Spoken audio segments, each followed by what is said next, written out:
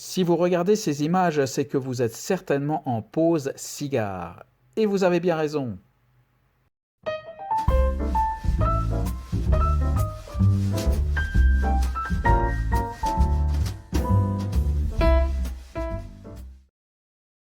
Bonjour et bienvenue pour cette nouvelle vidéo où je vous emmène au Nicaragua.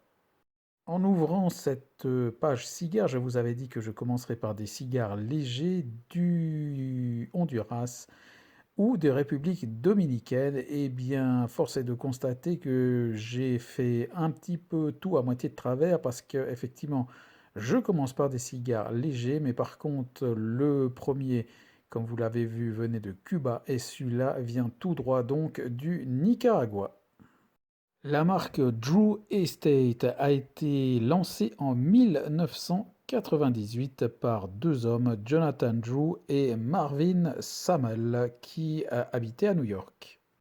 Ils commencèrent assez petits depuis le Nicaragua, déjà donc en 1998, et à force d'efforts et de développement, c'est surtout en 2007 que la marque prend son essor avec une grande fabrique qui est inaugurée. C'est la plus grande usine de cigares du Nicaragua et l'une des 5 plus grandes fabriques de cigares haut de gamme au monde. C'est donc du lourd, du sérieux avec plusieurs gammes de cigares et aujourd'hui donc on s'arrête sur le Drew Estate Laroutan Big Juicy.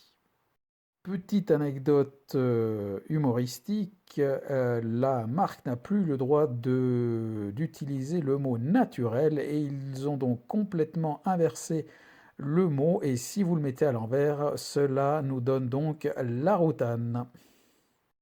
Allez, il est temps de se rapprocher donc de ce Big Juicy en cave depuis janvier dernier, dégusté, vous le voyez donc le 28 août dernier. Ce cigare, donc, comme je l'ai dit, vient du Nicaragua avec une cape du Cameroun, sous-cape Nicaragua et la tripe longue du Nicaragua, fabriquée évidemment à la main. Ses dimensions, vous le voyez, 12,7 cm de long et un diamètre de 18,3 mm, donc un ring de 46, son format Corona et son prix 9 francs suisses. À noter que je n'avais pas prêté attention au moment de l'achat, mais sur les fiches techniques, je me suis rendu compte que ce cigare était aromatisé. Au niveau visuel, on découvre un cigare quelque peu rustique, légèrement nervuré, avec une particularité, à savoir, comme vous le voyez, le pied qui est complètement couvert par la cape. Au niveau du toucher, on retrouve ces légères nervures et on détecte un point mou au niveau de la tête. Vous le voyez également, une bague de pied et une autre bague, pas du meilleur goût, je dirais, assez tape à l'œil et un collet un petit peu de travers. Alors, qu'est-ce que cela nous réserve? Déjà avec les senteurs au niveau de ce pied assez particulier, puisque la cape vient le couvrir. Alors, qu'est-ce qu'on va découvrir vraiment comme senteur? Plutôt des parfums de copeaux de bois assez légers et un cacao amer franchement lointain, mais qu'on détecte quand même un tout petit peu. Au niveau du tirage accru, un tirage assez léger et aérien. Là aussi, malgré le pied qui est bouché, on sent vraiment, comme je le dis, donc un tirage assez facile. Et puis alors, surprise, au niveau donc des arômes accrus, ce qui vient tout de suite sur les lèvres, c'est un sucre qui vient couvrir pratiquement tout. On sent quand même une légère épice très lointaine, mais alors le sucre prend nettement le dessus. Alors, ce qui me vient directement en tête, c'est évidemment l'Insidious. Pour avoir regardé quelques vidéos, les descriptions semblent correspondre également à celui-ci, donc avec un sucre qui vient tout de suite en bouche. Donc voilà, je n'ai jamais goûté l'Insidious, donc je n'ai pas ce point de comparaison-là, mais en tout cas, il semble correspondre aussi à cette description et je me demande ce que l'on va découvrir une fois l'allumage effectué. Un allumage qui se passe sans problème et ce qui arrive directement sur les lèvres et en bouche, c'est ce sucre qui vient tout couvrir. Quand je dis tout couvrir, je ne sais pas ce qu'il couvre exactement, car à part le sucre, on ne sent rien. Vraiment, il n'y a pas grand-chose. Un démarrage ultra léger.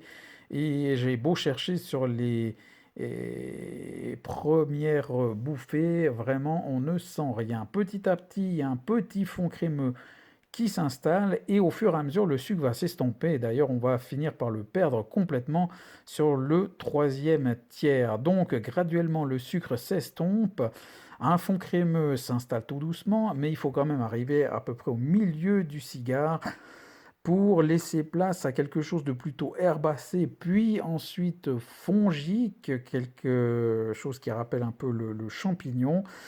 Euh, Aucune montée en puissance sur tout le cigare, vraiment, que je décris un cigare que je décris comme discret, avec une certaine fraîcheur, vraiment tout en légèreté. Et là, je me suis pas manqué, en tout cas sur ces premiers cigares où je cherchais donc quelque chose de léger.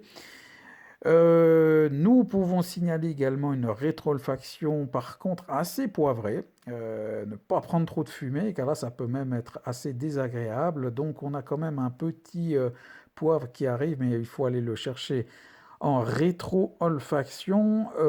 Et à noter également une fumée assez ample, par contre, une odeur douce également et une combustion relativement rapide pour un temps de dégustation qui aura duré 1 heure 5, donc assez rapide quand même.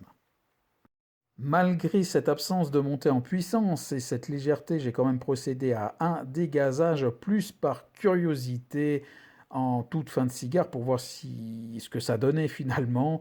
Mais ça n'a pas changé grand-chose vu qu'on était quand même sur quelque chose de relativement léger, même s'il y avait un tout petit peu plus de puissance quand même sur cette toute fin de cigare. Mais enfin vraiment, ce dégazage n'était pas vraiment utile. Une assez belle cendre, comme vous l'avez vu sur les images, et qui s'est bien tenue, donc assez compacte.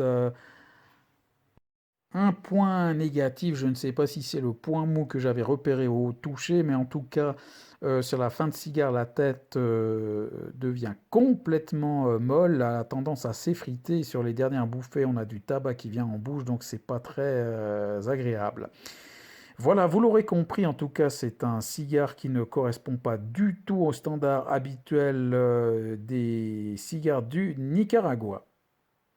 Comme je le signalais tout à l'heure, donc on se retrouve avec un cigare assez frais et discret, assez facile, pas très complexe, hein, finalement relativement simple au niveau de sa palette aromatique. Et ce point quand même négatif pour moi, alors vraiment ce sucre qui vient envahir toute la bouche sur bien les 2 tiers du cigare.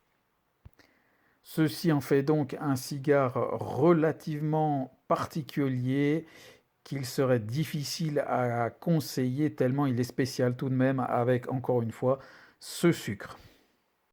On termine avec les notes. Donc, au niveau du visuel, un 6,5, un aspect quand même un petit peu rustique, et puis cette bague collée un petit peu de travers. Bon, voilà, il n'est pas, c'est pas le plus beau des cigares, mais ça se tient quand même, ça reste correct.